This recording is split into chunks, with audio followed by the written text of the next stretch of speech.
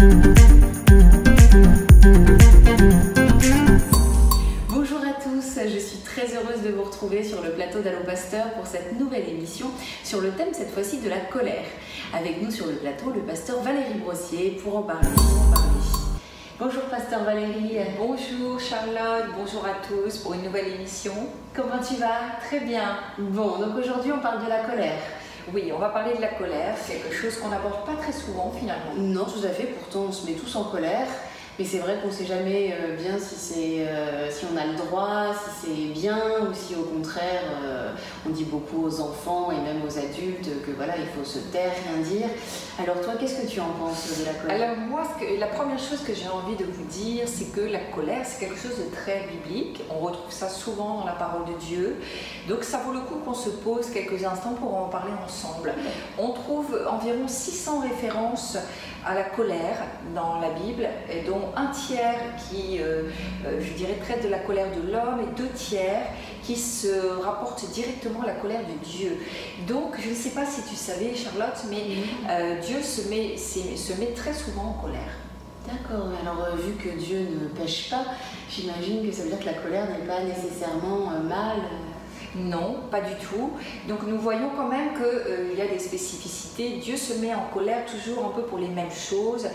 Dieu se met, on va retrouver ça aussi chez Jésus, même s'il se met beaucoup moins en colère. Dieu va se mettre en colère face à la souffrance qui est subie par les hommes. Dieu se met également les enfants. Dieu se met en colère face à l'injustice. Et Dieu se met également en colère face au péché de l'homme.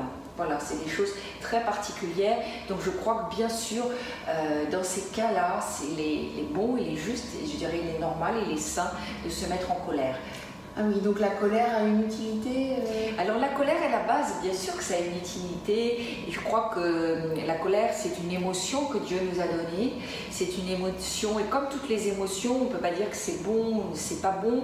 Je dirais que c'est un peu neutre, mais en tous les cas, c'est une façon pour l'homme de bien fonctionner à travers des émotions qui doivent être vivantes, parce que quand le jour où nos émotions sont éteintes, c'est embêtant. Je dirais qu'on ne fonctionne pas comme Dieu avait prévu que nous puissions bien fonctionner.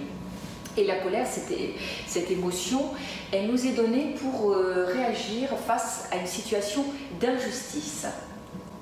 Donc ça veut dire qu'en fait, à chaque fois qu'on se sent pénalisé de manière injuste, on a le droit de se mettre en colère. Oui, c'est-à-dire que face vraiment à une injustice comme ça, on a ce droit, cette possibilité effectivement de réagir par la colère. Mais une colère qui doit être bien sûr maîtrisée, une colère qui doit être dirigée, et c'est bien là, je pense Charlotte, que nous allons en parler. On voit ça aussi dans les évangiles, on voit déjà que Dieu s'est mis en colère, et on le voit à travers Jésus, hein, le Fils de Dieu est venu nous révéler le Père, donc on voit Jésus qui se met souvent en colère face aux religieux, et notamment au joug religieux, le joug que les religieux mettaient sur les hommes.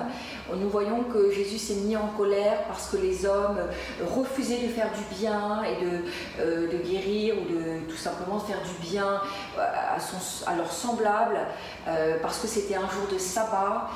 Voyez, face à des comportements, je dirais, religieux, le joug, le péché, Jésus s'est mis aussi en colère, même si on voit qu'il s'est mis moins souvent que Dieu en colère. Alors, moi par exemple, le moment où je me mets le plus en colère, c'est quand je suis au volant, tu vois, par exemple.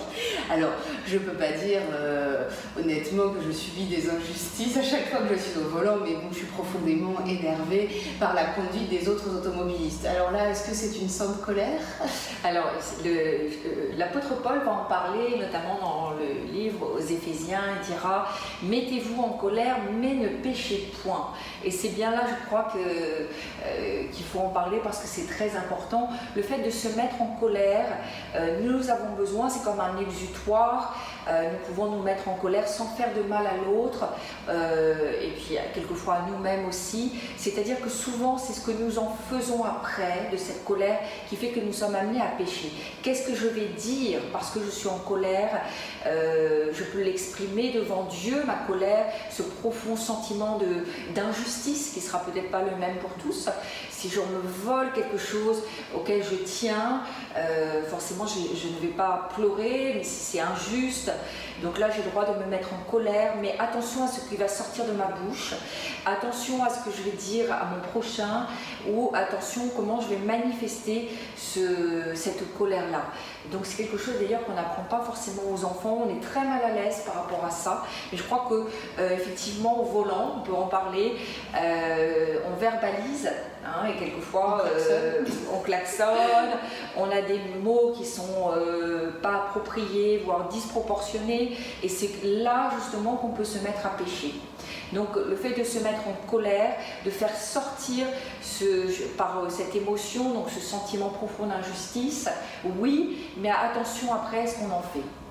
Et alors, comment tu expliques qu'il y a des personnes, par contre, qui gèrent rien et qui, quand ils se mettent en colère pour, genre, une petite miette de renverser, ça va partir dans des colères noires et ça, comment tu l'expliques? Oui, donc il y a peut-être plusieurs raisons. La première raison, c'est que quelquefois, je crois qu'il y a eu quand même toute une génération d'enfants à qui on a dit ne vous mettez pas en colère. Parce que voilà, on va plus t'aimer si tu te mets en colère, c'est mal de se mettre en colère. Et je crois que ça, c'est pas juste, c'est pas vrai. Et donc du coup les enfants ont réprimé, ils ont grandi, ils sont devenus des adultes, ils ont bien compris le fait qu'ils ne pouvaient pas se mettre en colère, que ce n'était pas socialement correct, qu'ils n'étaient pas acceptés à partir du moment où ils se mettaient en colère. Donc ils ont, je dirais, réprimé la colère, et quelquefois elle va se manifester de façon disproportionnée pour des choses, parce qu'ils ont gardé, et pour une petite chose, tout ce qu'ils ont pu garder pendant des fois des mois, voire des années, va ressortir, et c'est à ce moment-là que le risque de péché est réel, parce que nos mots sont disproportionnés, nos actes sont disproportionnés, et là réellement on se met en colère. Mais je dirais que l'émotion, quand elle est gérée de façon normale, on n'arrive pas comme ça à des extrêmes. Alors, qu'est-ce que tu dirais aux parents? Comment est-ce qu'on gère avec les colères des enfants?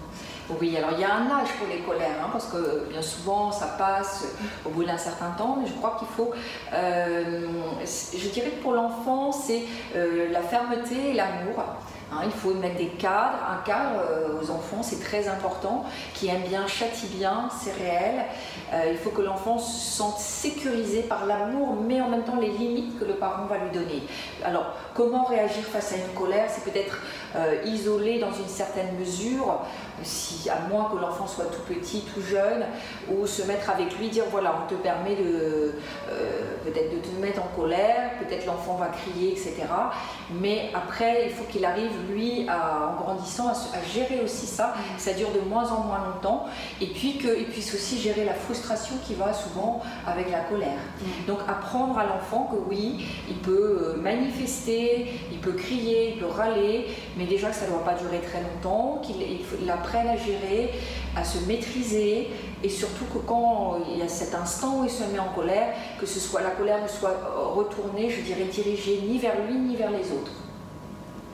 Merci beaucoup, Pasteur Valérie. Petite dernière chose que je voudrais dire, parce que toujours Paul va nous parler de la colère en disant ne vous couchez pas sur votre colère. Et je crois que ça c'est quelque chose d'important aussi, que nous puissions faire en fin de journée peut-être un petit bilan, de voir ah bah tiens il y a eu telle et telle chose, j'ai le sentiment d'être frustré, de subir des injustices.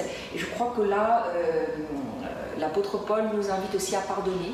Donc de ne pas terminer une journée sans avoir fait un petit bilan, prier et demander de tout notre cœur peut-être à Dieu de nous aider, au Saint-Esprit de nous aider à pardonner et à gérer aussi les injustices, les frustrations, les difficultés que nous pouvons rencontrer. Voilà. Merci beaucoup, Pasteur Valérie. À très bientôt pour une autre émission. Au revoir, chers. Au revoir.